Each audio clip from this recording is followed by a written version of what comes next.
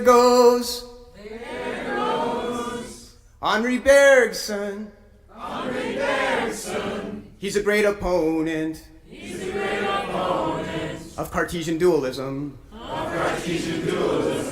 He rejects the reduction of psychological phenomena to a physical state. And insists that there is no point of contact between the extended and the unextended. And there goes Edmund Husserl, sitting all alone with his transcendental ego. Oh, why did he reject the non-egological prepersonal model of consciousness of the philosophical investigations?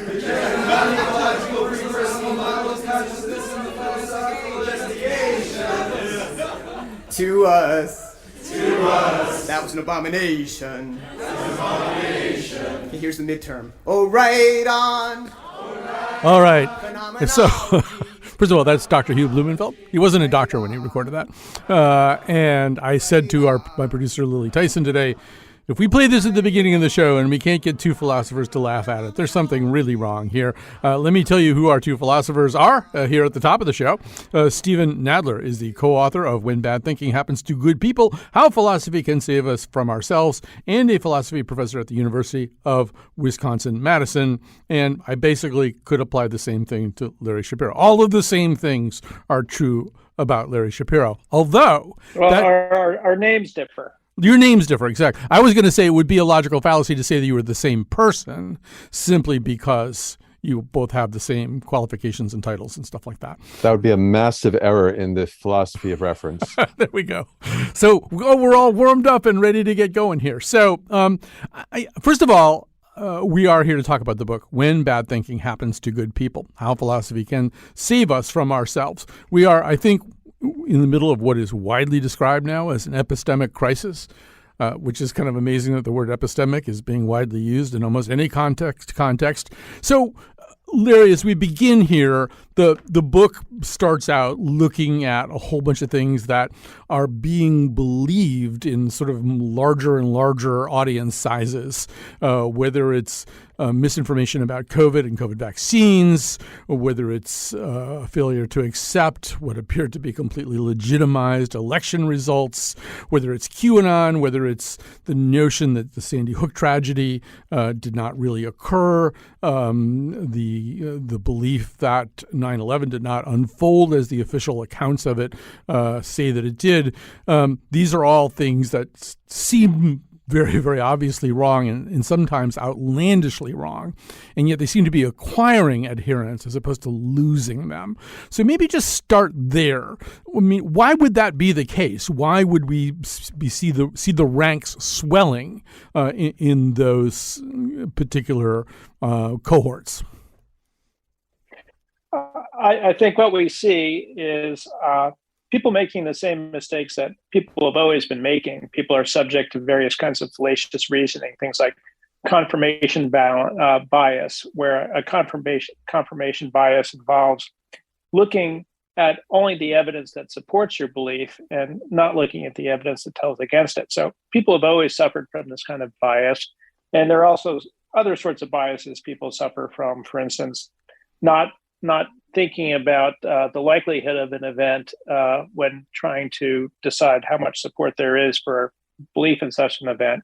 But what's unusual about today and distinguishes it from past centuries of bad thinking is that we have social media that's able to magnify at exponential rates the kinds of evidence that people think is the sort of evidence that should be supporting their beliefs. And so you combine these biases and reasoning with a wealth of bad and fallacious sorts of evidence, and you get the kinds of epistemic crises that we see today.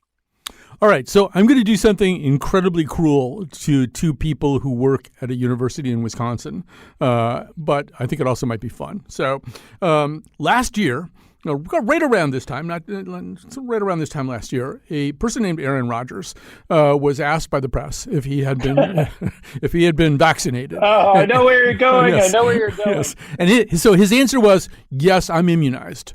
Now, it turned out he hadn't been vaccinated. When that came out, some of his thoughts were, look, I'm not some sort of anti-vax flat earther. I am somebody who's a critical thinker. You guys know me. I march to the beat of my own drum. I believe strongly in bodily autonomy and the ability to make choices for your body, not to have to acquiesce to some woke culture or crazed group of individuals who say you have to do something. Health is not a one-size-fits-all for everybody, and for me, it involved a lot of study in the off-season, much like the study I put into hosting Jeopardy or the weekly study I put into preparing for a game. He also indicated that he said, I've been taking, he had tested positive at this point. I don't know if I made that point, for COVID. And he said, since that time, I've been taking monoclonal antibodies, ivermectin, zinc, vitamin C and D, HCQ, that's hydroxychloroquine, and I feel pretty incredible. He also said that when he contracted the virus, he consulted with podcast host Joe Rogan about what to do in terms of treatments. So, like, we could do 4 hours about we could do 4 hours about this. Go Who's ahead. Aaron Rodgers? No, that's not going to work, Stephen. I'm sorry. That is not. Go ahead, Larry. I broke up with Aaron. I broke up with Aaron Rodgers on that day. I'm a Packers fan, and I always had an admiration for Aaron Rodgers. I love watching him play. But the idea that Aaron Rodgers is qualified to do the kind of research that he claims to have been able to do. I mean, I don't claim to know how to throw a football. I don't claim to know how to call plays and audibles, and I don't see why Aaron Rodgers believes he's qualified to come to conclusions that fly in the face of everything that medical science is telling us. It's a disgrace that someone would use his position to spread this sort of misinformation. So let's go ahead, Stephen. Go ahead. Yeah. I was going to say, what we're seeing here with Aaron Rodgers is just a really glaring example, which can be used as a reductio ad absurdum or refutation of all celebrity endorsements. I mean, why should we believe anything just because this individual who happens to be well known and whose face is plastered all over the place has said it's the best product ever? In the case of Aaron Rodgers, he's, by virtue of being Aaron Rodgers, him coming out in this way only encourages more bad thinking. But this kind of gullibility or irrational attachment to beliefs in the absence of really substantial evidence goes right across the whole world of advertising, where people take the words of others, celebrities who are not experts and who really know nothing about what they're endorsing. Right. But it's also kind of interesting from a lot of different points of view that are covered in your book. So, I mean, we can start with the notion of epistemological stubbornness, because Larry, confronted with the fact that he had misled the press, if not lied to them. And he had been in person in briefing rooms with vaccinated reporters who thought he was vaccinated, and confronted with a whole bunch of other things. He sort of doubled down on it all, and he tried to make the people who were accusing him of some kind of malfeasance ashamed. And he called them a woke mob. He claimed he was being caricatured as an anti-vax flat earther. And so could we talk a little bit about this? I mean, one possible response might have been, you know what? I screwed up and I'm going to get vaccinated, or I screwed up and I'm going into isolation, for 14 days or something. So talk about that idea of stubbornness. Well, actually, I'm glad you brought up this case. It really is a good case because it allows us to talk about the two kinds of stubbornness that we focus on in the book. I'll talk about one kind, and then Steve can cover the other kind. So there's epistemic stubbornness, which is a kind of stubbornness that displays itself in a resistance to evidence, a resistance to reason. And what Aaron Rodgers is doing is he's sticking to his guns here about a belief he has. He claims that this belief is based on evidence, but actually there's far more evidence against the kinds of things he's believing, against the efficacy of hydrochloroquine, against the idea that he's immunized himself successfully with zinc. There's so much evidence opposed to what he believes. So he's exhibiting epistemic stubbornness by continuing to cling to these beliefs despite the wealth of evidence against them. And then the other kind of stubbornness we talk about is a normative sort. And maybe, Steve, you could say something about that. Sure. Normative stubbornness, one might think, well, okay, what's the big problem with epistemic stubbornness? Let people believe what they want to believe. Really, what's the harm done except maybe to the individual, him or herself? But the problem is that so much of what we decide to do and how we counsel others, and even if you're going into the broader social and political domain, the policies we advocate for, the policies that get instituted, when we go beyond mere beliefs and talk about normative stubbornness, it's this carrying over of these irrational and unjustified beliefs into the things we do, the choices we make, the policies we support, the decisions that we follow in our everyday actions. A good case is people who almost compulsively follow a rule, no matter what the circumstances, even if in those circumstances following the rule leads to consequences that are contrary to what either the person wants to achieve or what the rule is supposed to uphold. So, we need to make exceptions to rules, and a normatively stubborn person stands by those rules no matter what, just as the epistemically stubborn person stands by their beliefs no matter what. Well, and Stephen, it also seems as though, so Cicely Bach in her classic work, Lying, at one point she says, look, if everything stood a 50-50 chance of being either true or a lie, and we had to personally validate or discount everything that way, we would be paralyzed. There's sort of no way to function in an environment like that. If you personally have to verify every statement you encounter, even from the people around you, we have to assume that certain people are telling us the truth.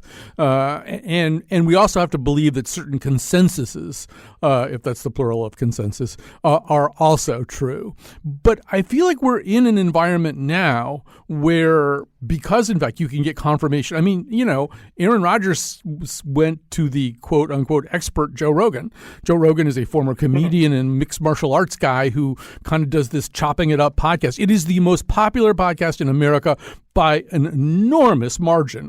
The Daily or whatever's coming in second is way behind Joe Rogan. He doesn't know anything. He doesn't have any qualifications. And yet somehow or other, that's a person that somebody like Aaron Rodgers and apparently tens of millions of other people would turn to. So can we talk about that, the role of the quote unquote expert in all this? Yeah, I think you're absolutely right. We're certainly not advocating that everybody become an expert in every field in which they have to develop beliefs. That would be unrealistic. It'd be impossible. We have our specialties and we have our favorite domains, and we pursue a kind of expertise or proficiency in those. And yet there are experts out there. And so even if you're not going to be the one to seek out all the evidence possible to justify your beliefs, there are people out there who have done the work for you, scientists, philosophers, I might add, really investigative journalists. All of these people constitute a kind of community of expertise. And what's a little bit frightening about American society today is this rejection of expertise as somehow elitist and not something that's relevant for making the most basic decisions, like who we're going to elect in our public offices. So no, we're not advocating that everybody should always, in every instance, seek out all the evidence possible for their beliefs. But there is evidence out there, and it's been collected and published and vetted by people who know what they're doing. Yeah. So Larry, the term evidentialism is used in the book, and I try to do that. I try to do it. I did it today, for example. I did it kind of in the negative way. So because one thing I try to do is police a lot of false COVID claims, but I try to look at other stuff too, including things that might come from my side of the political spectrum. So there was a guy I think he's a TV writer. He was on Twitter today, and he was showing a photo of Donald Trump and Melania. And he said, one of the things I miss about the Trump years is the way everybody just pretended not to notice that they kept subbing in a different Melania, and we just pretended that wasn't really happening. And I actually wrote back. I said, "This is not helpful. There is no evidence to support this idea, except that she looks kind of a little different in some photos, which is true of everybody. Look at 10 photos of yourself. You don't always look the same. But there's a problem here, which I think is sometimes there's evidence. Let me give a more specific example, and you can just say whatever you want. But like 9/11 truthers, and I don't want to call them that. Truthers is the wrong word. The people who basically deny the official version of 9/11. 9/11 liars. 9/11 liars. Except that the driving force behind them is a group called, I think, Architects and Engineers for 9/11 Truth. And they have a lot of videos that look like evidence. And they're architects and engineers. And there's a lot of them. And their whole argument is that using their expertise to examine the evidence, they can tell that explosives were used in one or more of those buildings to create the illusion of, or to create the effect of collapse. So how about that? I mean, if you're an evidentialist, maybe you should believe architects and engineers. You'll always get a group with some expertise who are as susceptible to conspiracy theories and confirmation bias as anyone. Being an expert doesn't give you immunity to these kinds of instances of bad reasoning. Just to amplify your case a little bit, there is a philosopher named James Fetzer, a very famous, highly regarded philosopher of science, who denies the Sandy Hook shooting was genuine. And he's also argued that the Kennedy assassination was done by the FBI. I think he's also a 9/11 doubter. I don't know how he is on the Holocaust. It wouldn't surprise me if he denied the Holocaust. But so you get these people who have training and expertise, and yet they're as prone to the bad sorts of reasoning as any conspiracy theorist. So the thing you have to worry about is, as you said, there are these experts that a conspiracy theorist can draw on and say, look, here's good evidence on my behalf. And here, I think what you have to do is look at the preponderance of evidence. And once you start digging deeper, you'll see that for every claim that 9/11 was an inside job, you'll find 1,000 claims and greater preponderance of evidence about what actually happened, about the planes that flew into it, setting off the explosions.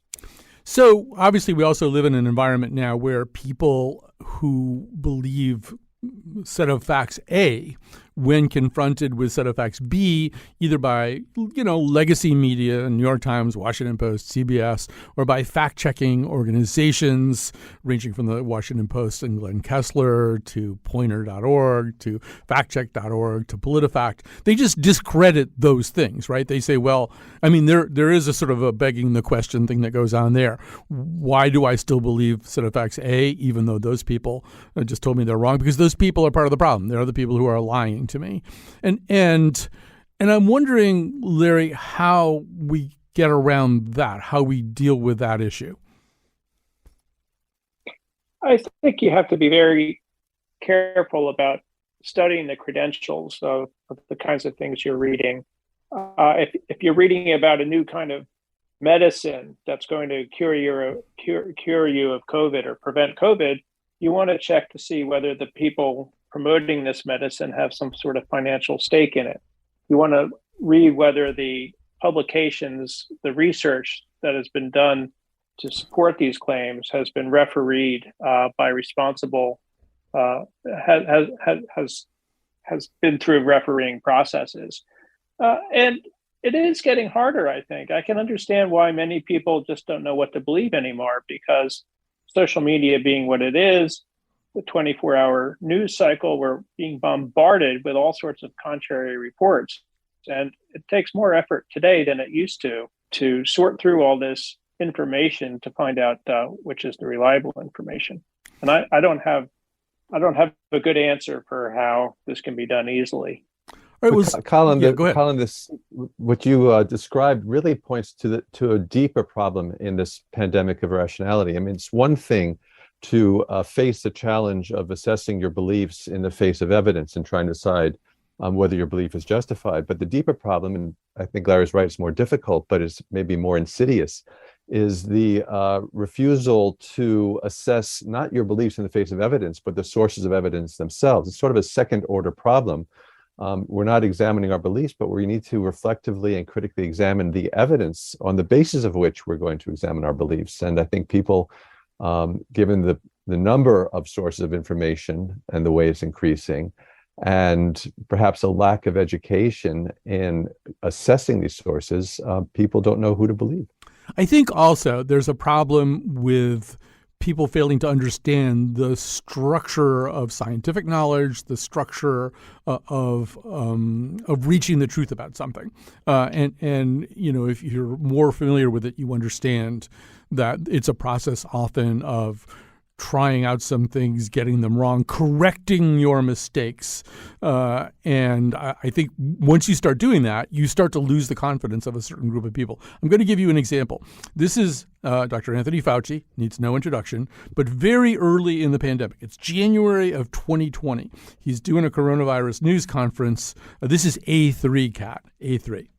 We would really like to see the data, because if there is asymptomatic transmission, it impacts certain policies that you do regarding screening, etc. But the one thing historically people need to realize, that even if there is some asymptomatic transmission, in all the history of respiratory-borne viruses of any type, asymptomatic transmission has never been the driver of outbreaks. The driver of outbreaks is always a symptomatic person. Even if there's a rare asymptomatic person that might transmit, an epidemic is not driven by asymptomatic carriers.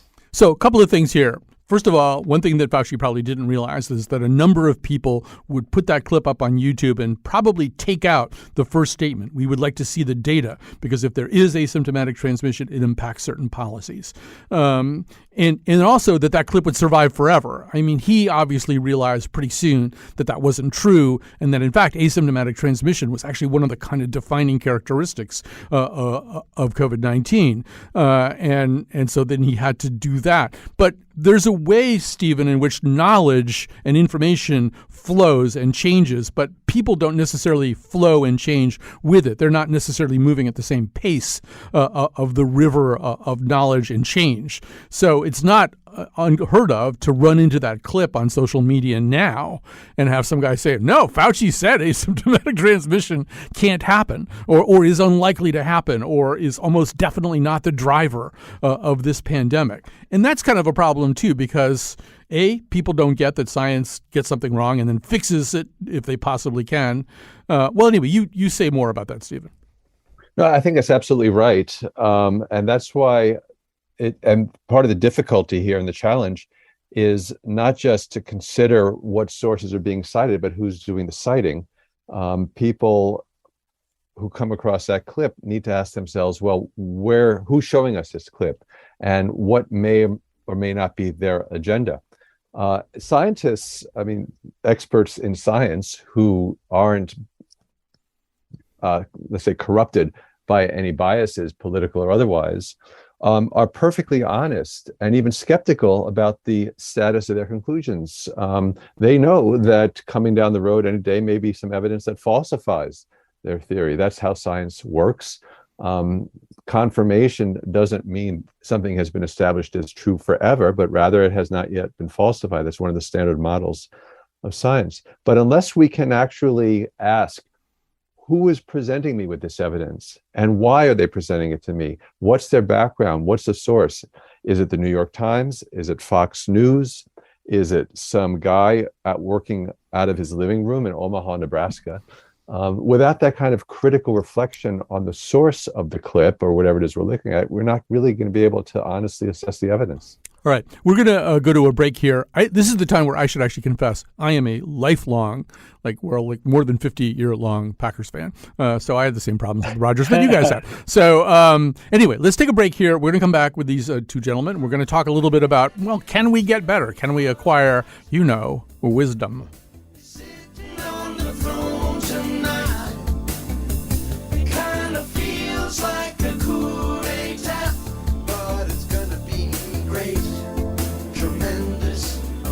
And all that, 'cause the man in the tinfoil hat is tweeting like a teenage girl. He puts the Pluto in plutocrat. Truthiness. Now, I'm sure some of the word police, the wordinistas over at Webster's, are going to say, hey, that's not a word.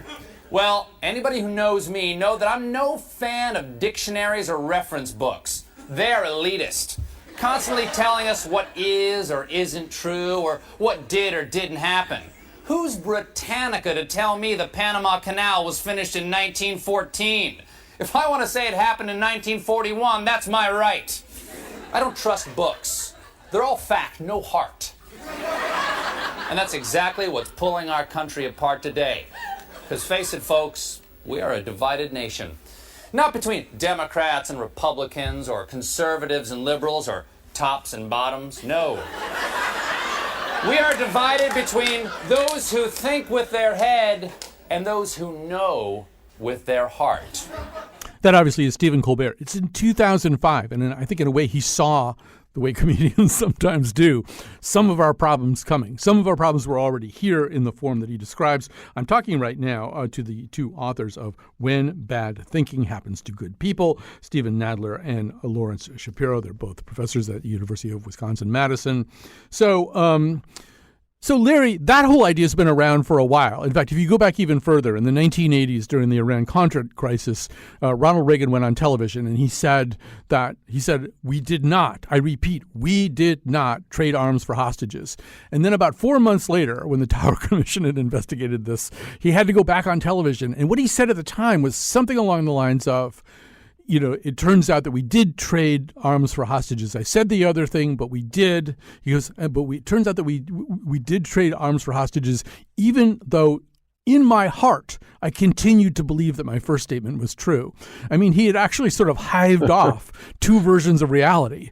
And I do feel as though kind of that notion of authenticity, what your gut tells you, it's a very powerful conditioning factor in what we believe. So, Larry, could you maybe comment on that a little bit?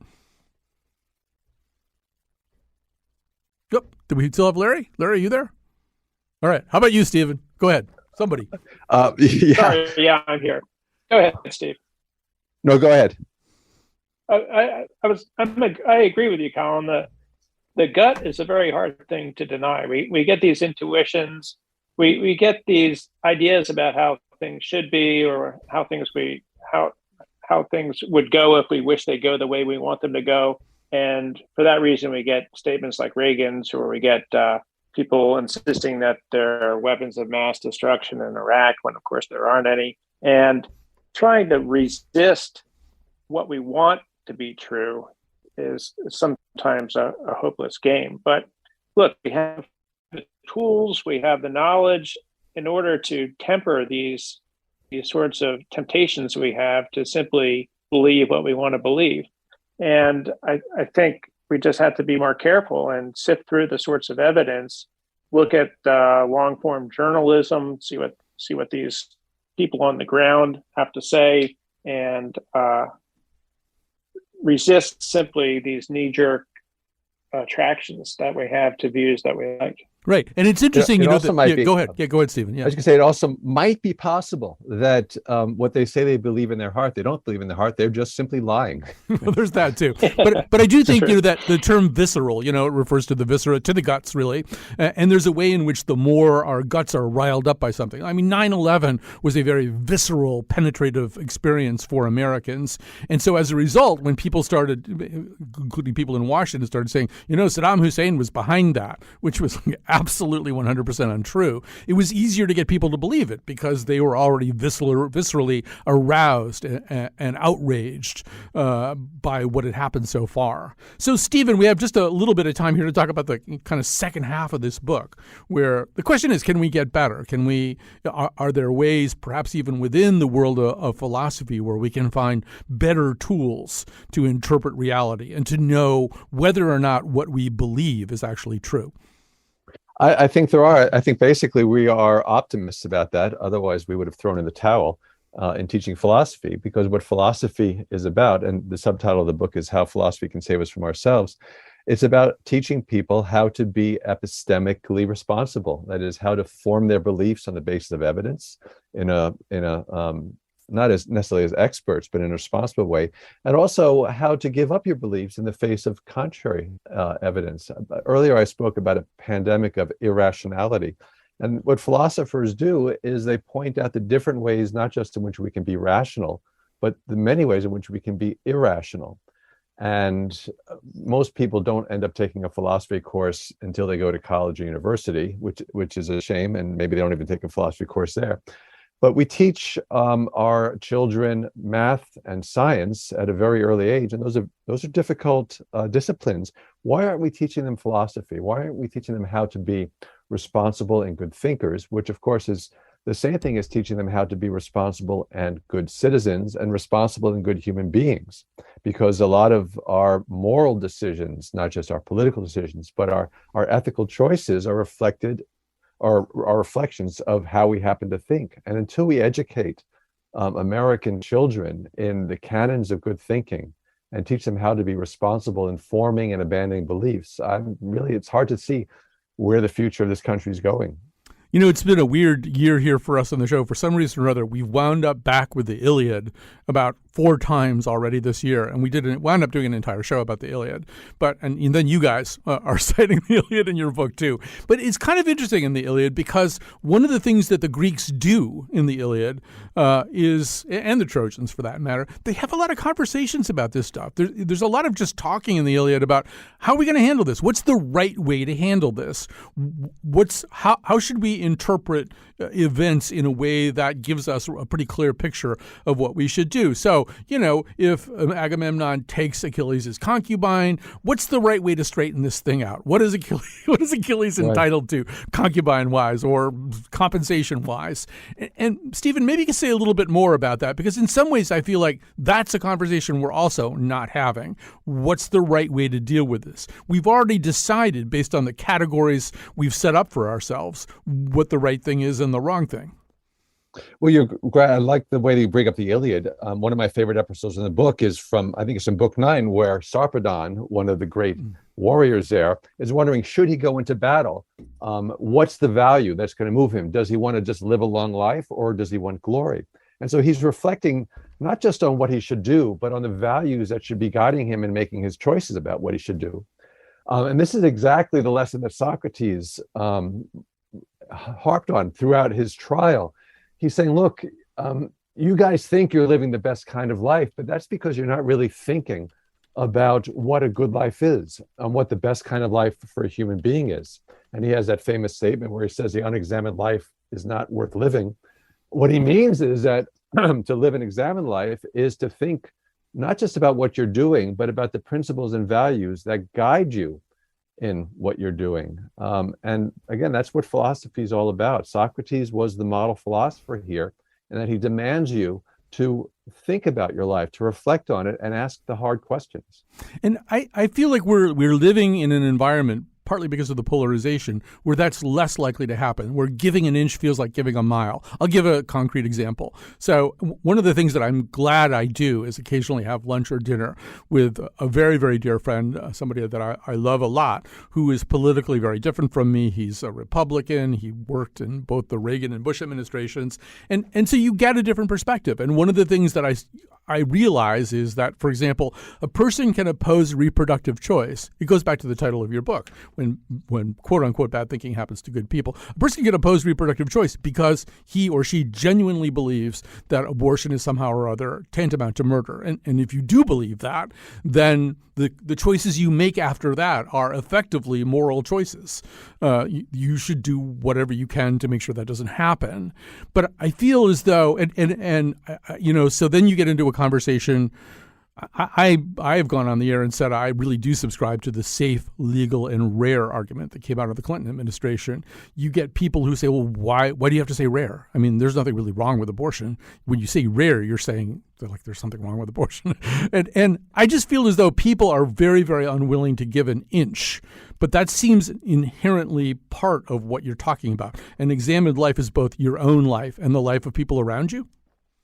Yeah, and I think, even if your friend happens to disagree with you on a moral matter or a political matter, the key is not so much what they believe, but whether they can defend what they believe, whether they have reasons, compelling reasons.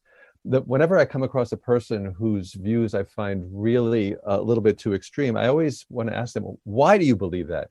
I'm not saying they're wrong. I just want to know, what reasons do they have for believing it? Can they justify their beliefs? And again, that's exactly what Socrates was saying. He says, I simply go around and demand that each of you give me an account of your life.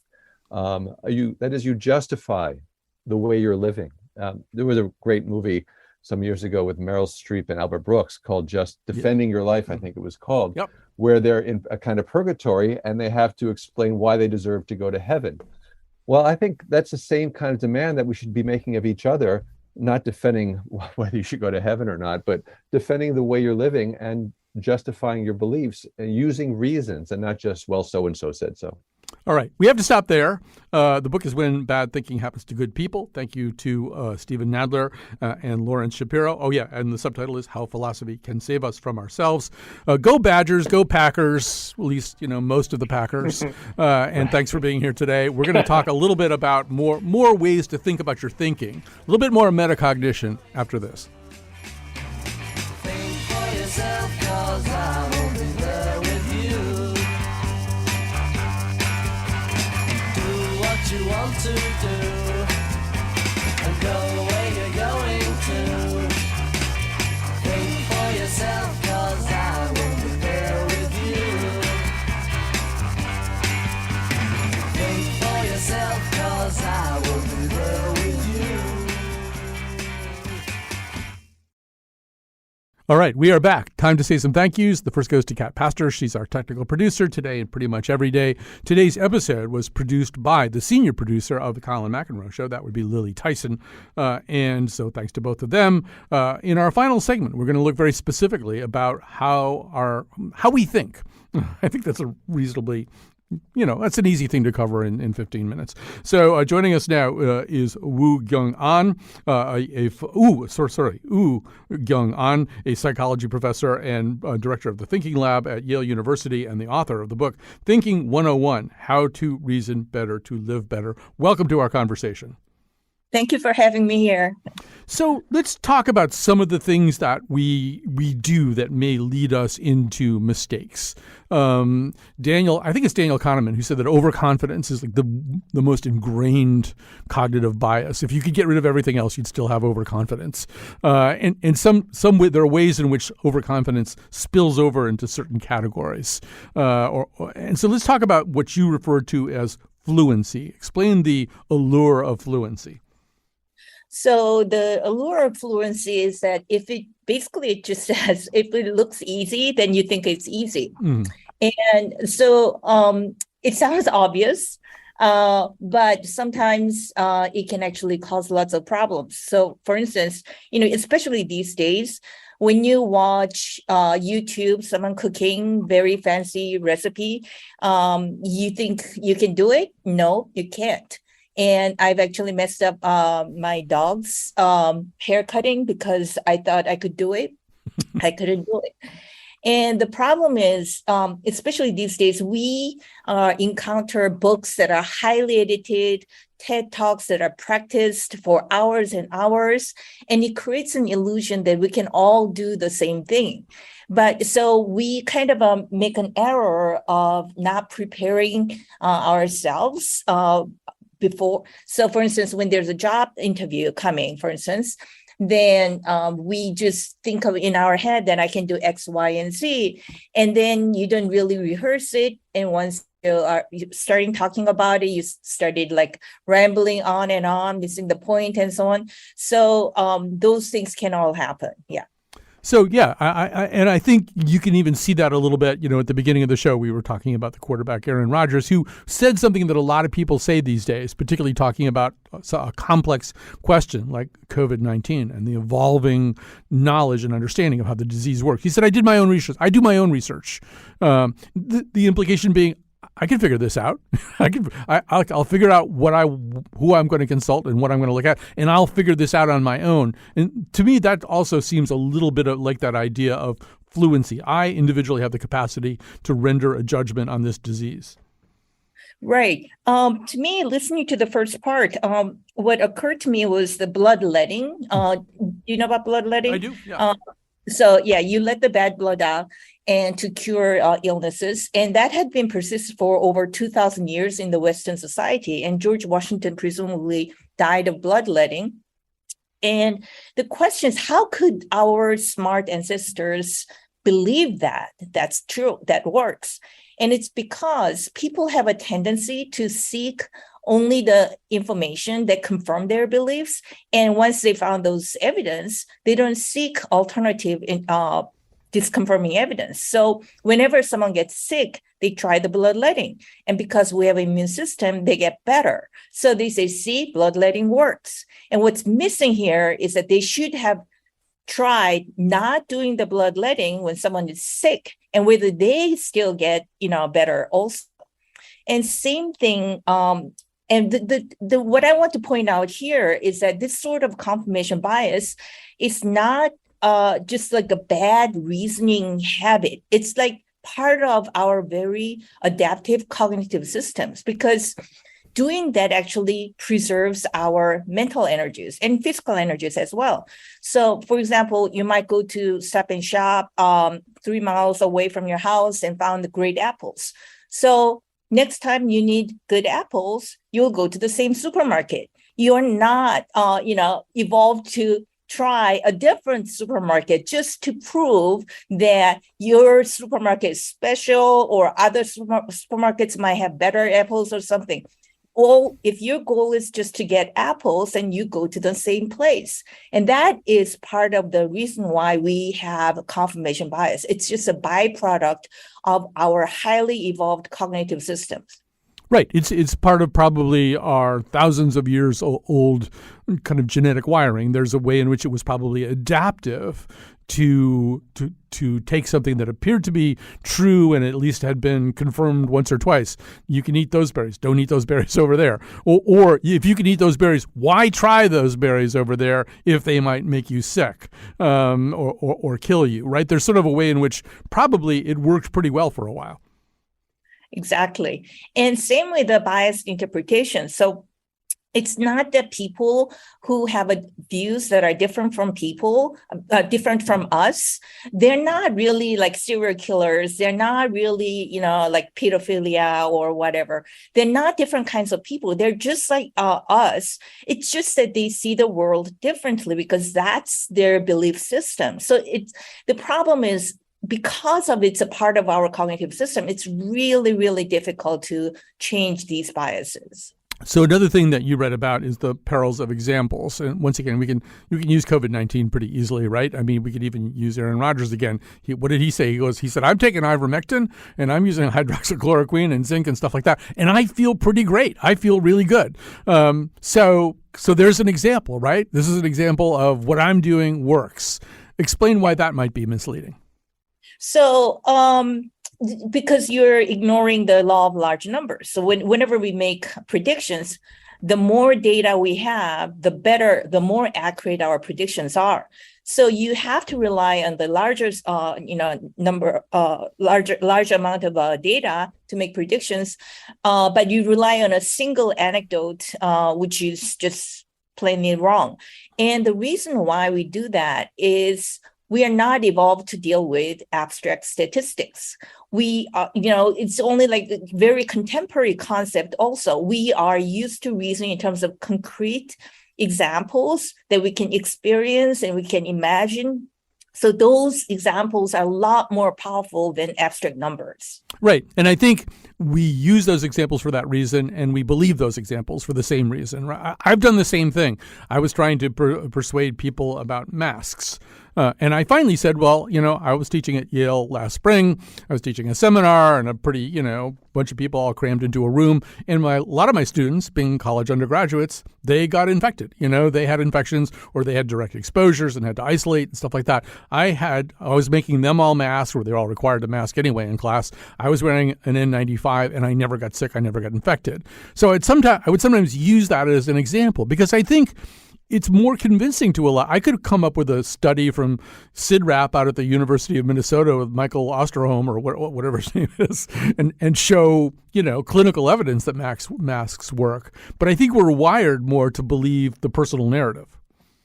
Right, exactly. So what they do in the charity organization these days is that they present the statistics of like number of people starving in a certain country, but they also add the specific example of, picture of a girl who is suffering and so on. So using both tools would be the best way. Yeah. So we probably have only time for one more kind of type of error. I'd like to talk about biased interpretation for just a couple of seconds. I'm going to give an example. I don't know if you remember this, but a few years ago, there was this incident on the National Mall in Washington, D.C. It kind of involved three different groups of people, but one of them, it wound up with a photo of a kid from Covington, Kentucky, I think. He was kind of face-to-face with a Native American demonstrator, and he kind of had a little smirk on his face, and the whole thing kind of blew up in the press. So here's this kid, and he's got a MAGA hat on, and he's there to demonstrate against abortion, and he's being really rude and mean to this Native American guy. And it turned out none of that was particularly accurate.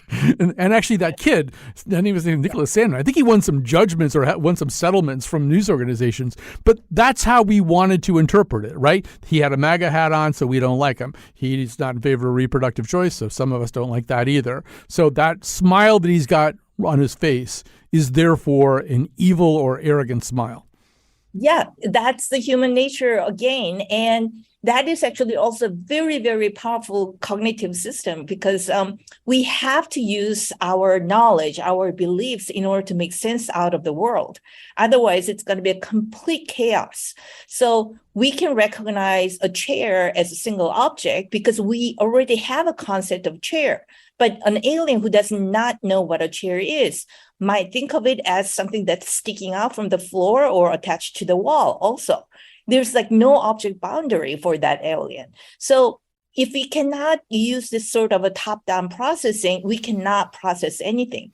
And it's not that they're always like a selfish or like they have ulterior motives. So, I mean, to me, my favorite example is when my 4-year-old son asked me, why is a yellow traffic light called yellow light? I said, what are you talking about? It's yellow. That's why we call it yellow light. And he said, Mom, just look at it.